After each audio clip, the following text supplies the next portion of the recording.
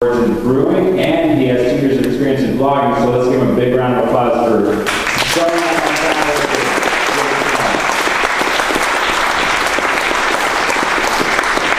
Thank you very much for nominating me to do this, and all the names that have been called out. It is your fault that this is going to happen. I am honoured, humble, exhilarated, ever so slightly stimulated to be speaking to a sexy audience this afternoon. You're all very beautiful. Thank you. Long speech. I appreciate that I'm only here because generally Howard didn't make it, so but I don't know that again, sorry. Basically, to give the speech a bit of structure, it's going to be about beer and blogging, which is a common thing. But to give it a bit of structure, I'm going to do 4 things I love about beer and 4 things I love about blogging and bloggers. But before we do that, I'm going to just describe the journey that I've sort of taken to go from a beer geek in sort of early 90s to head brewer now, sort of 20 years of brewing experience under my belt. Back in 1993, when I first fell in love with beer, to be open about being in love with beer was about as common as being open about being in love with farm animals. And at the time I wished that the internet and blogging existed so that I could sort of find kinship with other people around. It was a very lonely time when my friends were out meeting girls, taking drugs, having a good time. I was at home stroking pictures of Michael Jackson and polishing my glassware. So I've got out of it since, but yeah, it was a lonely time, and it would have been nice to have guys like you to share that passion with at the time. I decided in about 96 that I couldn't be anything other than a brewer. I wasn't going to be happy with the purgatory about being able to brew beer on a daily basis, so I went and did the degree at Harriet Watts. When I got there, 2 lectures in, one of the professors told me that people weren't interested in flavour with regards to beer. All they wanted was anonymous piss. You could sell off, it was nice and consistent piss, but it was just anonymous stuff. But you didn't want flavouring. And the key to winning the market was all about excluding flavouring and making sure there were more flavours rather than actually including exciting flavours. Most of the lectures after I had to sit out in the corridor because I said something that didn't agree with the way I felt some profanity in it. But I did get a degree from there in the end. But that was the way that beer was at the time. There wasn't the diversity you've got now. In the UK, there were a few regional brewers making slightly idiosyncratic beers. But if you wanted something different, something unusual, you had to travel to other countries, or you had to go to a specialist beer shop, and there was probably only 1 or 2 of those in the UK, and they were all going out of business because it just wasn't interest. Unfortunately, we didn't know enlightened times, but back then it was still a bit of a struggle, and there weren't many people that were on the same wave as me, especially in the brewing industry. Finishing top of my year, getting the first class degree from Harriet Watts helped. It was easy to get jobs. I took a few unpleasant jobs on and did them well, and as a result I got promoted to being brewing manager, second brewer, and then someone sold the brewery from under me, and I had to go and find another job. And I then went to work at Berkshire Brewery, making a fantastic Hofmeister and a few other fantastic brands. But although it was a pretty stylish place to be, and we were making anonymous fluid, you do learn about precision, consistency and accuracy. And even if you are trying to make exciting beers and fantastic beers, you still need to understand that they should be the same every time, and they should be consistent, and they should be what the customers expect. That's really important, so you do learn an awful lot in a very short space of time in one of those big factories. And then I went to Sharps Brewery. At Sharps, they had sort of 2 or 3 brands at the time, and all my experimentation was still going on at the weekend in the garage. But during my time at Sharps over the 10 years, there's been a real awakening in the world of sort of food and drink. Generally, people are becoming more informed. They're making more decisions on the basis of how things taste. And I'm fortunate that sort of the world came around to my way of thinking. And in 2012, Molson Coors, sort of a global giant top 4 brewer, actually bought the brewery because we were innovative, because we were doing different things and leading the market, because I was doing experimental stuff, and they found that as an attractive thing. So the world of big business, the world of the market is really now beginning to understand that beer and flavour are not separate things, and people are motivated now by what beer can give them in terms of flavour and new experiences and diversity. So I've been very lucky that my passion has sort of been taken on by a lot more people, and that people are now really switched on to flavour and and I've got a lovely job and a nice motor and that kind of thing. So it's very good. So I'm now going to get on to the four things I love about beer. First one's ingredients. You just heard from Paul Corbett, who's an amazing gentleman. You don't really understand the input this guy, the impact he's had on the UK brewing industry. All the beers that you try out in the trade, especially cask beers, Paul would have had a great influence on those. I've been on the phone several times with Paul asking him to buy some varieties, substitution, what goes well with a particular kind of malt, or what's going to give me this kind of character. Paul is the go-to expert for all the reviews and the flavour you get in your drinks. Across the bar, most of the time, the hop character is down to that man over there. He is an absolute saint of the brewing industry. He doesn't get the recognition he deserves for it. You don't need me to tell you how sexy hops are. You know, everyone here is in love with hops, just like Paul is in love with hops. They're a fantastic thing. Malt as well is an amazing substance, and the whole essence of beer is about the raw materials and ingredients. And walking through a brewery, there's no point where the actual aromas and flavours of beer in the brewery aren't beautiful. When you get the smell of mashing in, you get that delicious kind of cereal ready kind of aroma. And then when it's about the coffee, you start to get the lovely coffee notes coming off the kettle, and you start to get the real appetising time of breakfast smells coming out of the kettle. When the hops go in, you get that first resin spike as the volatile starts to move on, and then when you're moving over to the next stage, going on top of the late hops, you get that beautiful sort of pungent, spicy hop aroma as well. Then when you start fermenting it, and the magic happens, you get a really delicious smell of the esters and the fruits coming out, the volatiles from the hops. And then you've got the final beer, which we all know is a beautiful thing. So that's all about ingredients. And ingredients are one of the most fantastic things for a brewer. There's so much diversity, even in those four raw materials. There's so much diversity of things you can play with. That's the reason why beer is so great, and that leads me on to diversity. It's impossible not to do it occasionally. We all do it. You've got to draw a parallel between beer and wine occasionally. I know it's a bit tight, but wine is a lovely thing. It's well advertised and people enjoy it. I'm not knocking it, but in terms of diversity, the flavours and the spectrum and the variety of experiences that you can have with beer are just not available with wine or any other drink. You think of the difference between a traditional Lambic and a sort of super hot imperial stout. They're only called the same name, they are completely distinct products.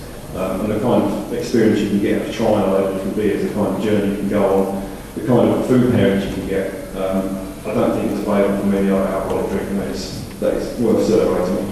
I've just mentioned the word alcohol, which is my next favourite thing about beer. We do shy away from brewers, especially the big brewers, about talking about alcohol, because we all need to be moderate in our consumption of it, but it is a pretty brilliant substance. I didn't think so this morning at 8 o'clock, but moderate consumption has been demonstrated to make people healthy. Teetotalers die about 10 years younger than people who enjoy beer, because they're miserable bastards.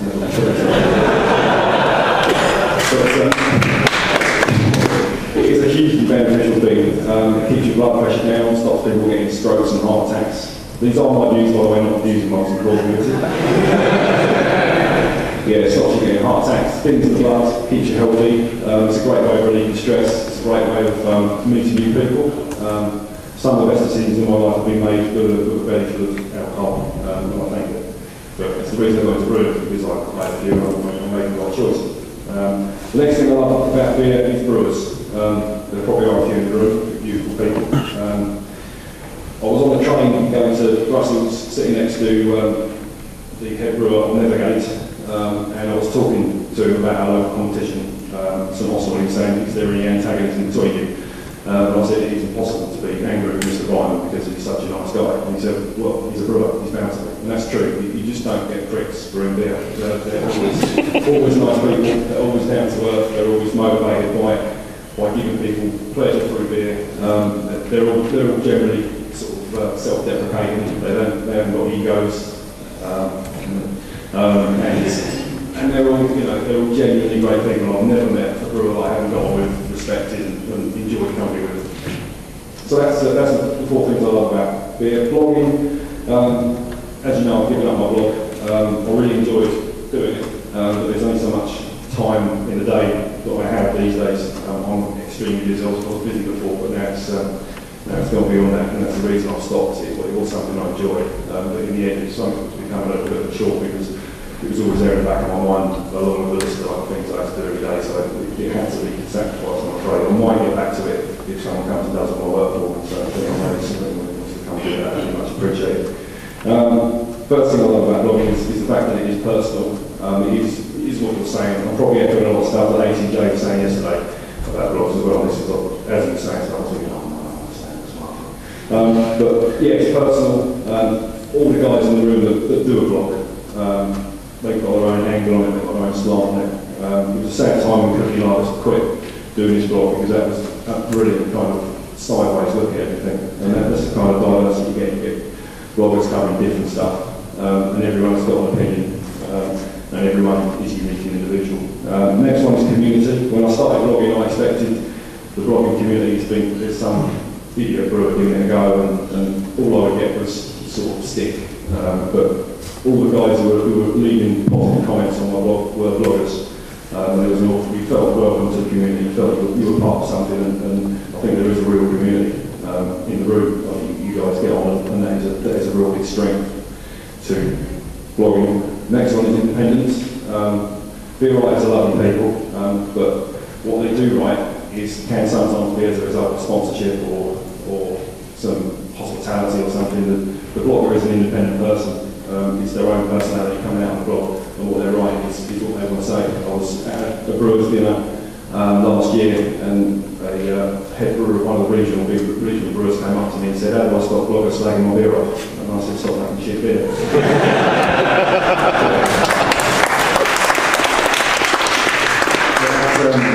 That does prove the point. You can't influence bloggers. You can't make bloggers think what you want them to think. You know, you're all people who know your own minds. You've got opinions, and the blog is there to express that opinion, and that is extremely important. It should be maintained. The final one is influence. As was demonstrated by my head brewer companion, the bloggers have got an awful lot of influence. What you guys say is taken very seriously by people who are making decisions on buying beer. It's taken very seriously by brewers. Sometimes it hurts when you read something nasty about your beer. I would say, if you think a beer is shit, then write that it's shit. It's nice to get positive comments.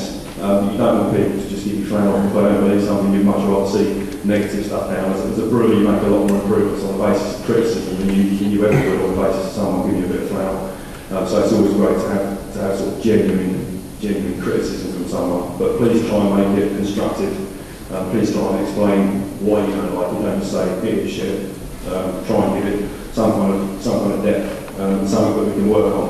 It does always hurt. It's never nice to hear it, but as I say, if there's something constructive in there, if there's some advice or some expertise, then it does help. Please though, don't tell me what I'm doing wrong in the brew house on the basis of what you've drunk on a bar stool, because I've had people do that before. It is quite annoying, because I would never presume to taste someone else's beer and then tell him that he's got a steam flow rate problem in his colander in the kettle, because you've got no way of diagnosing it. So keep constructive comments on the basis of how it tastes to you and what you think could be improved. And that is just about it really. I've done the 4 things. It hasn't gone on very long. I do prefer brewing beer to talking in public. But thank you very much for being kind to me. I think if there's any questions.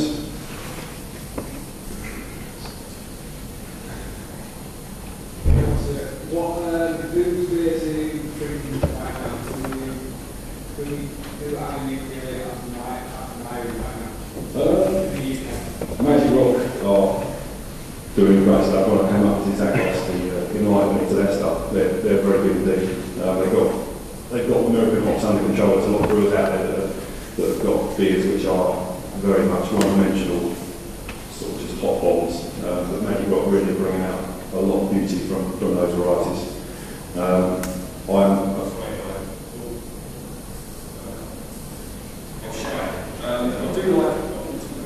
do like Belgian beers. There's Scott beers, or case of those beers that are very good. I just got back from a study tour of some Belgian breweries as well, so I've picked up a few new good ones. There's a new brewery in Howe, called howe, which I think is a nice name for a brewery. I don't think it'll catch on in America.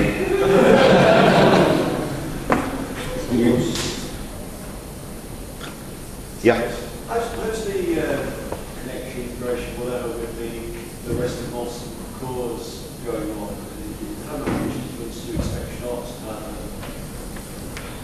We are shining light in Molson Coors UK at the moment because they're not actually having a very good time because of the market for sort of big brands is declining a little bit. Sharps Brew is growing at about 45-50% year on year and delivering a lot of profit into the business. So we're doing very well.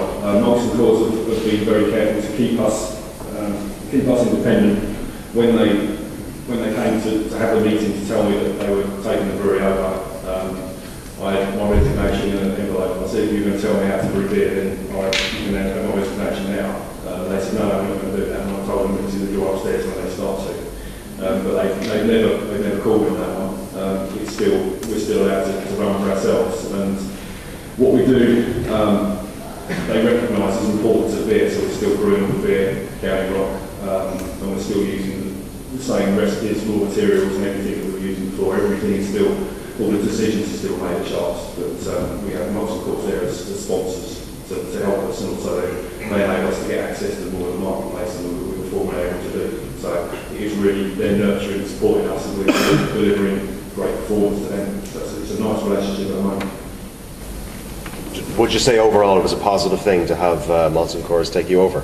Sorry? Would you say it was a positive thing then to be taken over by Molson Coors? Yeah. I mean, we were run before by a couple of venture capitalists, and they were run the business purely to make money. They were just trying to force one big brand through at the expense of everything else. And Molson Coors are much more responsible with the way they run the business. They do things in a much more sustainable way. All the guys in my team have got a pay rise, have got much better terms and conditions, they're much happier, they're much more engaged with the business, much more motivated. And they've allowed me to do all the things I used to do in my spare time in my garage, actually at work. I used to do it behind the back of the last two directors, but now in Molson Coors, they allow me to do it actually in the brewery, and we've got a pilot plant that they finance for us as well. So yeah, it's all positive. If you're interested in Belgian beer and your kind of experimental stuff, do you think there's any opportunity to brew commercially any kind of spontaneously fermented beer in the UK?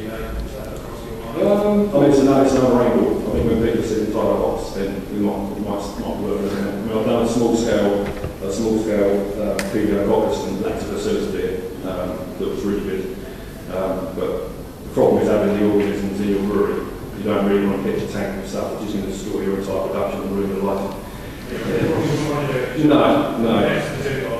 Yeah. No, I think there's scope for it. I think it's a great way of adding acidity to beer, so you can get away with a bit more sweetness in that. So I think you could make a really good beer, but the market is going to have to drive it. There's going to have to be a demand for it.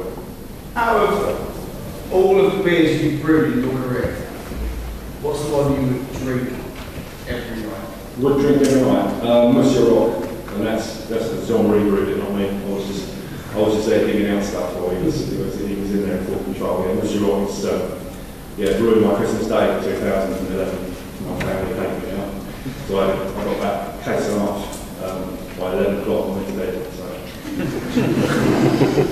that's tight.